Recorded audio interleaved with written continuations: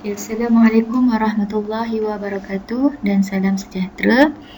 Hari ini awak akan meneruskan minggu transisi kita dengan peraturan sekolah SK Cepu. Berikut adalah falsafah pendidikan kebangsaan. Pendidikan di Malaysia adalah satu usaha berterusan ke arah memperkembangkan potensi individu secara menyeluruh dan bersepadu untuk melahirkan insan yang seimbang dan harmonis dari segi intelek, rohani, emosi dan jasmani berdasarkan kepercayaan dan kepatuhan kepada Tuhan. Usaha ini bertujuan untuk melahirkan warga negara Malaysia yang berilmu, pengetahuan, berketerampilan, berakhlak mulia, bertanggungjawab dan berkeupayaan mencapai kesejahteraan diri serta memberikan sumbangan terhadap keharmonian dan kemakmuran keluarga, masyarakat dan negara. Falsafah pendidikan khas. Pendidikan khas di Malaysia adalah satu usaha yang berterusan untuk melahirkan insan yang berkemahiran, berhaluan, berupaya, beriman, berdikari, mampu merancang dan menguruskan kehidupan serta menyedari potensi diri sendiri sebagai seorang individu dan ahli masyarakat yang seimbang dan produktif selaras dengan falsafah pendidikan kebangsaan. Visi PPKI SK Cepu menyediakan infrastruktur dan perkhidmatan pendidikan yang berkualiti kepada murid-murid di program pendidikan khas ke arah kecemerlangan hidup sejajar dengan hasrat falsafah pendidikan kebangsaan. Misi PPKI SK Cepu melahirkan murid-murid yang berdikari, berjaya dalam hidup dan memberikan sumbangan bakti kepada masyarakat dan negara. Moto PPKI SK Cepu, insan berdikari berteraskan ilmu. Peraturan disiplin sekolah kebangsaan Cepu. Yang pertama, dari segi pakaian seragam sekolah dan pakaian sekolah. Untuk pelajar lelaki, seluar panjang berwarna biru tua, navy blue, baju kemeja putih lengan pendek, baju dimasukkan ke dalam seluar, kasut putih atau hitam, stokin putih, memakai tali leher, tali pinggang gelap, lebarnya tidak melebihi 3.5 cm dan berkepala kecil tanpa hiasan, memakai tanda nama murid dan lencana sekolah.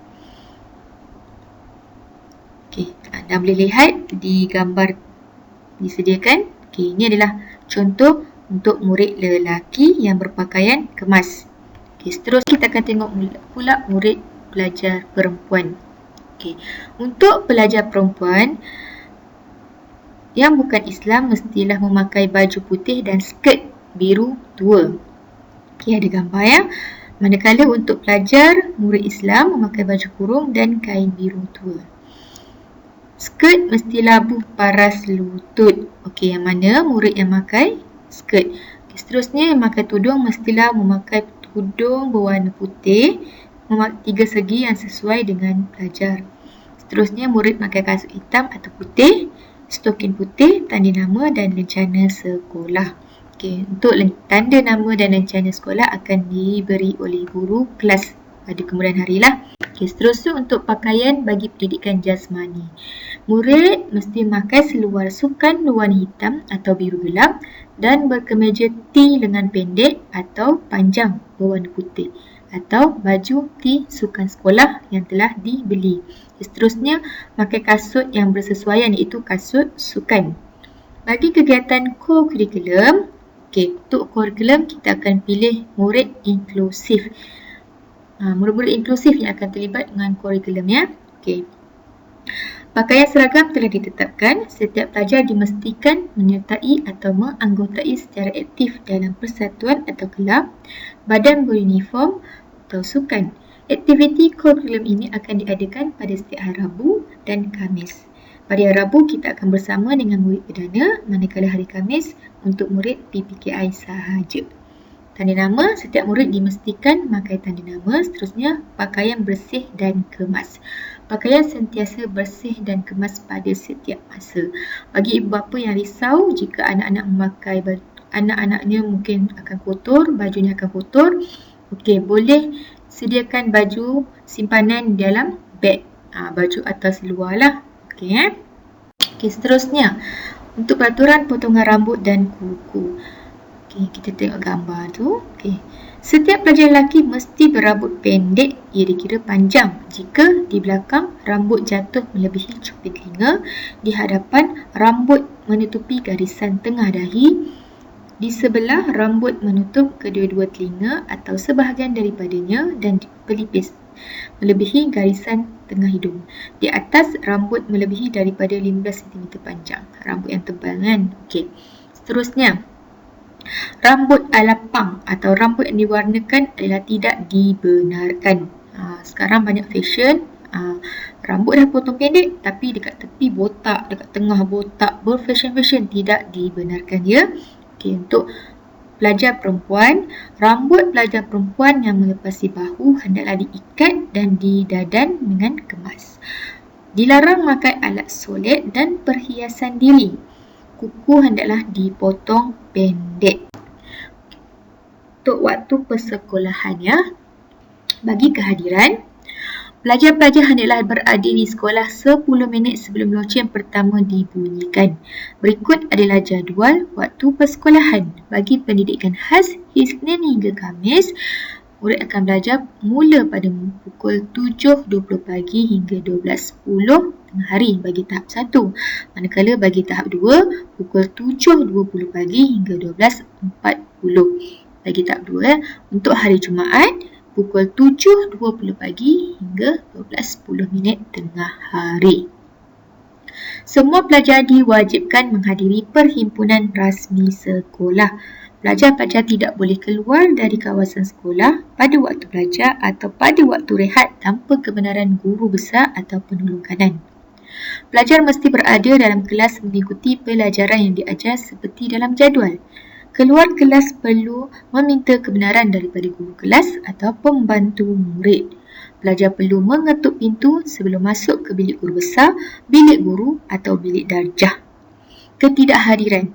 Setiap pelajar yang tidak hadir mestilah membawa surat akuan doktor atau pegawai kesihatan atau pernyataan bertulis daripada ibu bapa atau penjaga memberitahu sebab tidak hadir. Untuk peraturan di kawasan sekolah, setiap pelajar mesti menjaga kebersihan dan keceriaan kawasan sekolah. Sampah yang dijumpai hendaklah dikutip dan dibuang ke dalam tong sampah yang disediakan di sudut-sudut bangunan sekolah. Jangan merosakkan, mencontin atau mengotorkan mana-mana tempat dalam kawasan sekolah. Tidak dibenarkan berlari, bermain dan sentiasa beratur semasa meninggalkan kelas atau kawasan sekolah. Memberi salam kepada guru-guru, kaki tangan sekolah, pelawat dan sesama rakan. Barang-barang yang dijumpai di kawasan sekolah hendaklah diserahkan kepada guru bertugas dengan segera. Jika tidak berjumpa dengan guru bertugas, anda bolehlah serahkan kepada mana-mana guru yang anda jumpa. Yang anda temui lah. Okey. Segera laporkan kepada guru kelas atau guru bertugas jika terdapat sebarang kecurigaan dan perkara yang tidak diingini berlaku. Seterusnya dari segi tingkah laku. Berikut adalah kesalahan sekiranya seseorang pelajar itu. Yang pertama, tidak menghormati lagu kebangsaan, bendera kebangsaan, lagu negeri, bendera negeri dan lambang sekolah. Tidak menghormati guru dan kaki tangan sekolah, tidak menghormati pengawas sekolah dan ketua kelas, bergaduh atau bertumbuk, ponten sekolah, perhimpunan dan aktiviti co-curricular. Berjudi atau bertaruh, membawa, menyimpan atau menggunakan sebarang senjata tajam.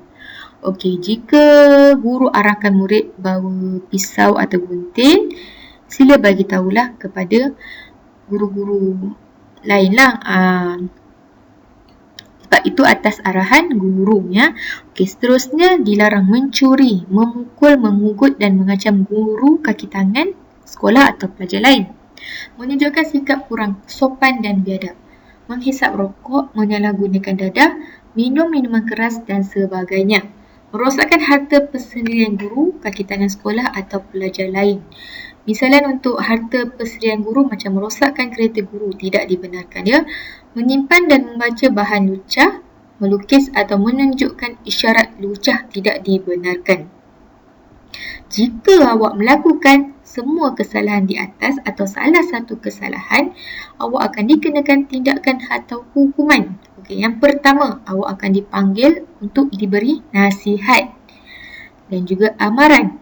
Dan selepas itu, awak akan dikenakan rotan 1 kali, kemudian 2 kali, 3 kali.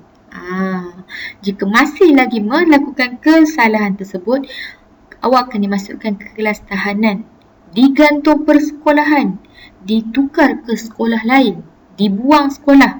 Dan jika kesalahan awak itu sangatlah teruk, awak akan dilaporkan kepada pihak polis. Jadi, berjaga-jagalah sikap dengan tindakan apa yang awak buat ya. Dan segala tindakan yang awak lakukan ni. Okay. Dengan adanya buku peraturan ini, diharapkan setiap pelajar akan mempertingkatkan prestasinya dari segi pelajaran, berkelakuan baik, jujur serta ikhlas, bertanggungjawab, berhemah tinggi dan bermaruah. Semoga kita menjadi pelajar yang cemerlang. Sekian, terima kasih. Assalamualaikum warahmatullahi wabarakatuh.